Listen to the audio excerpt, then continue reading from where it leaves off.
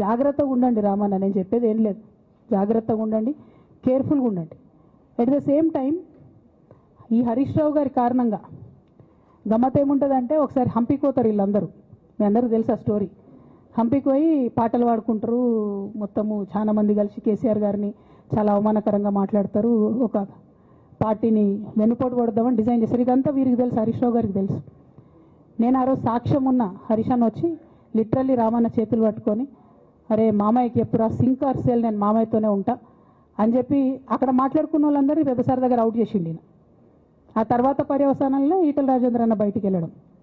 ఈ మహానుభావుడు వల్ల జగ్గారెడ్డి దగ్గర నుంచి మొదలు పెడితే, చెరుకు శ్రీనివాసరెడ్డి ముత్యంరెడ్డి అన్న కొడుకు దగ్గర నుంచి మొదలు పెడితే, రఘునందన్ రావు గారు, మైనంపల్లి గారు, విజయశాంతి గారు, విజయరామారావు గారు, ఆయన పాత పెద్ద ఆయన ఉండే ఈటల రాజేందర్ గారు, వీళ్ళందరూ పార్టీలకు వెళ్ళి పోయినారు కదా.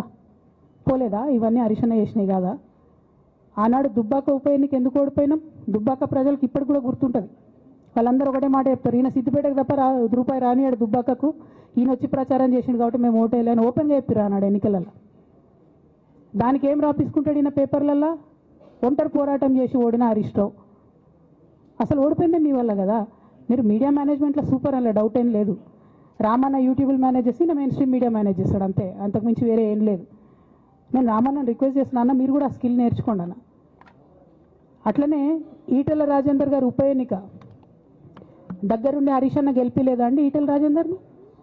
ఆనాడు పీసీసీ అధ్యక్షుడిగా ఉండి రేవంత్ రెడ్డి గారు ఏమంటారు, కాంగ్రెస్ పార్టీ ఓడిపోతుంది ఇడా అని చెప్పి ఆయన ముందే డిక్లేర్ చేసిండు, ముందే చేతులు ఎత్తేసిండు. హరీష్ అన్న ఆడ పోయి కూర్చొని మరి ఈటల రాజేందర్ అన్నని గెలిపించొచ్చిండు. ఈ బంధం రేవంత్ రెడ్డి గారిది హరీష్ రావు గారిది అప్పటి నుంచి కొనసాగుతుంది, కొత్త బంధం ఏం కాదు ఇది. నేను కేసీఆర్ గారిని పెద్దల్ని రిక్వెస్ట్ చేసేది ఒకటే, ఈయన చేస్తున్న నక్కజిత్తుల్ని దయచేసి గమనించండి. ఇవాళ నేను బయట పోతా కావచ్చు, నాదేముంది, ఉద్యమంలోకి వెళ్ళి వచ్చినా మళ్ళీ ఉద్యమంలోకే పోతా, నాకు భయం ఏముంటుంది, నాకు ఎన్నడూ పదవుల మీద ఆశ లేదు.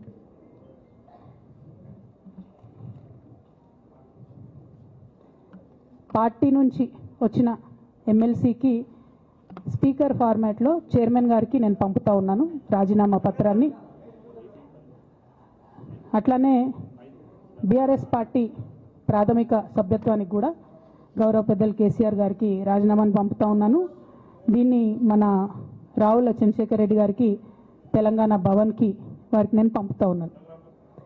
ఎందుకు ఇవి ఇప్పుడే చూపించినా అంటే, పదవుల మీద నాకు ఎప్పుడు ఆశ లేదు. మేము ఉద్యమంలోకి వచ్చింది ఎందుకంటే మా నాన్న ఒక్కరు ఇంత ఒంటరి పోరాటం చేస్తున్నారు, ఎంత వీలైతే అంత ఆయనకు మద్దతు ఇవ్వాలని వచ్చినాం. ఆనాడు మేము ఉద్యమంలోకి వచ్చినప్పుడు పార్టీ అధికారంలోకి వచ్చే ఆస్కారమే లేకుండే, తెలంగాణ వస్తుందో రాదే అనే అనుమానాలు అంతటా ఉండే. మేము ఉద్యమంలో కొట్లాటలో లాఠీ దెబ్బలు తినడం కోసం, జైల్లోకి పోవడం కోసం ఆనాడు వచ్చినాం ఉద్యమంలోకి. అధికారంలోకి వస్తామనుకొని రాలే. రామన్న అయినా నేనైనా కేవలం నాన్న కోసమే వచ్చినాం ఉద్యమంలోకి. అందుకే మా కుటుంబం మీద కుట్ర. ఈ కుట్రను గమనించమనే నేను మా కుటుంబాన్ని కోరుతా ఉన్నా. ఇక పెద్దసార్కు నీడలాగా సంతోష్ రావు గారు ఉంటారు. ఇక సంతోష్ రావు గారి గురించి 2 నిమిషాలు చెప్తా, అంత పెద్ద సీనున్న మనిషి కాదు కానీ చెప్పాలి. ఎందుకంటే కూరల ఉప్పు ఎట్లుంటుంది ఈయన అట్లా అన్నట్టు, ప్రతి దాంట్లో చెడగొట్టడానికి కొంచెం ఉండాలి కదా, అట్లాంటి వాడు. కాబట్టి చెప్పక తప్పదు ఈయన గురించి. చెప్పులో రాయి చెవులో జోరిగా అంటాం కదా, అట్లాంటి టైపు. కాబట్టి ఖచ్చితంగా చెప్పాలి. విషయం ఏంటంటే, ఈయన ధనదాహం ఎట్లాంటిదంటే సంతోష్ రావు గారిది, రామన్న కాన్స్టిట్యున్సీ, కేటీఆర్ అన్న కాన్స్టిట్యున్సీ నేరెళ్లలో ఇసుకలారి గుద్ది ఒక దళిత బిడ్డ చనిపోతాడు.